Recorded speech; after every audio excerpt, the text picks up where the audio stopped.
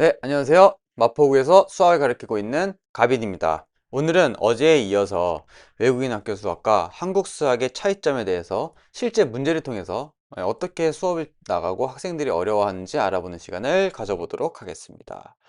에, 일단은 이 fx에 관한 식이 이렇게 있는데, 여기 이렇게 주어졌죠. 그쵸? 인수를 줬으니까 얘는 조리제법을 써야 된다. 이거는 괜찮아요. 다들 할 수 있어. 근데 얘는 2를 넣고 조리제법 써가지고 뭐 구하면 된다. 그런데 자, 마이너스 무한대로 갔을 때 어떻게 되냐, 그 다음에 양의 무한대로 갔을 때 어떻게 되냐, 이런 거를 가지고 이제 물어보는데 이거를 어떻게 감각적으로 압니까?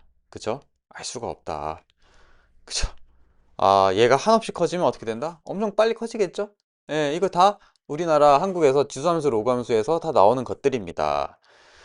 예, 좋아요. 그래서 얘네는 지금 변곡점에 대한 개념이 없는데 이걸 어떻게 문제를 푼단 말인가?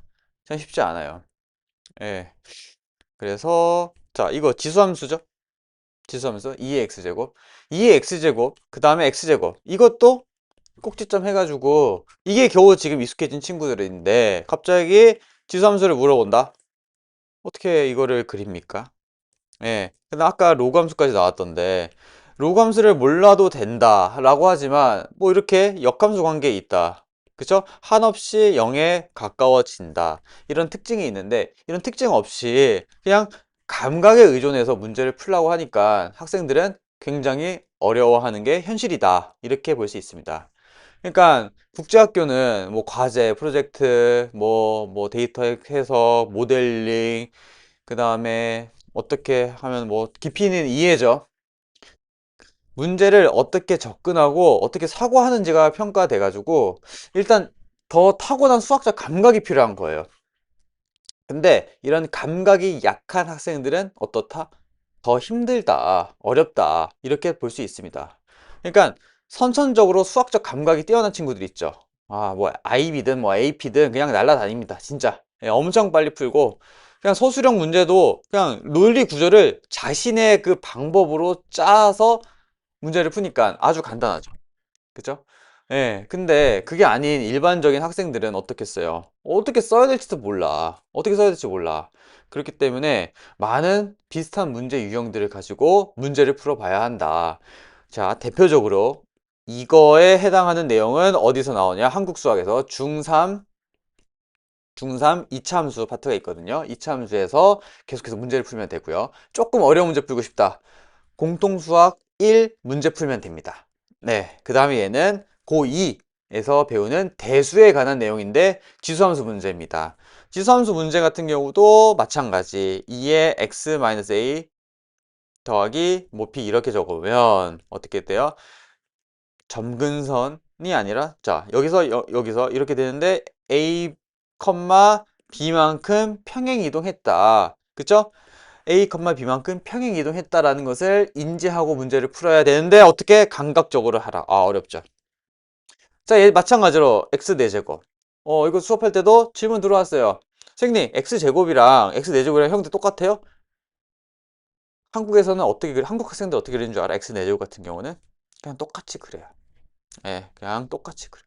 이거를 우리가 컴퓨터도 아니고 얼만큼 커브가 되어 있는지 이 기울기가 얼마큼 있는지 알 수 없잖아. 그래서 그냥 느낌적으로 한국에서는 그렇게 하는데 뭐가 맞다고 제가 얘기하고 싶진 않아요. 뭐가 맞다고 얘기하고 싶진 않지만 어찌됐건 감각적이고 잘하는 학생들을 따라가기 위해서는 우리는 어떻게 해야 된다? 예, 전교 1, 2등을 따라가기 위해서는 어떻게 해야 된다? 문제를 엄청 많이 풀어봐야 된다. 기본 문제 특히 많이 풀어보고, 그죠?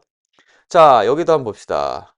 예, 여기는 자 원점이 있고 여기가 몇이야? 2, 그 다음에 여기가 마이너스 3이죠.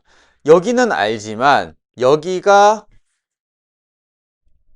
이렇게 여기서 커브를 틀죠. 지금 여기서 커브를 틀죠.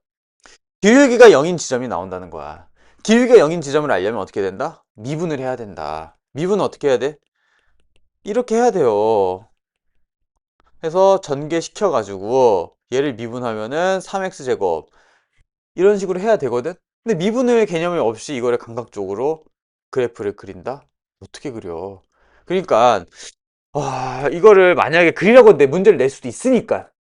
예, 시험 문제, 과제나 수행평가, 그쵸? 매번 테스트 볼 때 이게 나올 수도 있으니까 학생들 입장에서는 이거를 어느 정도 수준까지 이끌어내야 하는지가 참 어려울 것 같습니다. 그쵸? 그 계속해서 보면은 아, 이것도 한국에서는 어떻게 배우냐? 절대값이라는 건 항상 양수가 나오는데 여기서부터 시작해요. x제곱은 네, x죠. 어떤 수가 들어가든지 간에 양수가 나온다. 그쵸? 이렇게 두 가지로 나눠서 푼다. 얘는 x가 0보다 큰 거, x가 0보다 작은 이 두 가지로 나눠서 푸는 거거든요. 해서 x가 0보다 이 그래프를 하나하나 그리게 한 다음에 그 다음에 약간의 기술적으로 들어가면은 어떻게 여기 이 절대값 있죠? y는 절대값 x가 이동한다. 이렇게 생각하면 좀 좋아요. 그래서 앞에 마이너스가 붙었으니까 y에 마이너스 붙었으니까 무슨 쭉 대칭? x축 대칭. x축 대칭 한 다음에 자 원래는 v자가 이렇게 됐죠? 그 다음에 평행 이동을 한다. 여기 있던 게 4칸만큼 올라간다. 이런 기술적인 게 있거든요. 여기도 마찬가지예요. 여기서 자 얘가 0이 돼야 되는 거잖아 항상. 그죠? 얘가 0이 돼야 되니까 얘가 하나 둘셋 4칸 이동했다. 이런 식으로 네 문제를 풀게 합니다. 근데 이거의 개념이 없이 뭔가 푼다? 정말 어렵죠. 이거 어떻게 풀어? 자, 그 다음에 여기 또 있죠.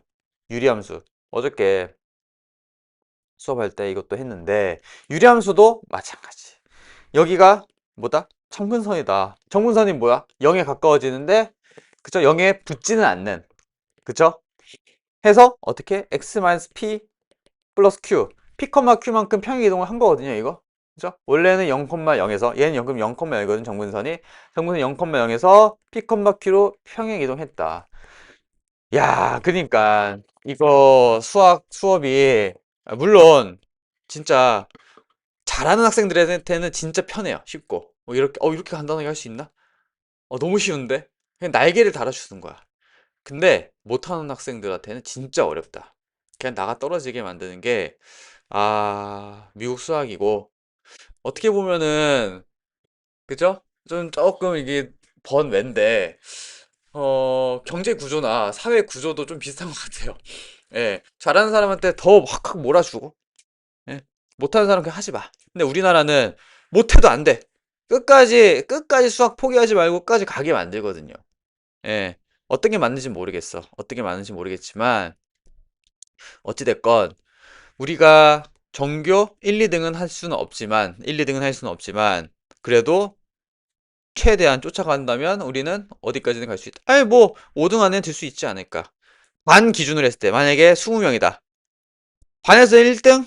2등 어려워.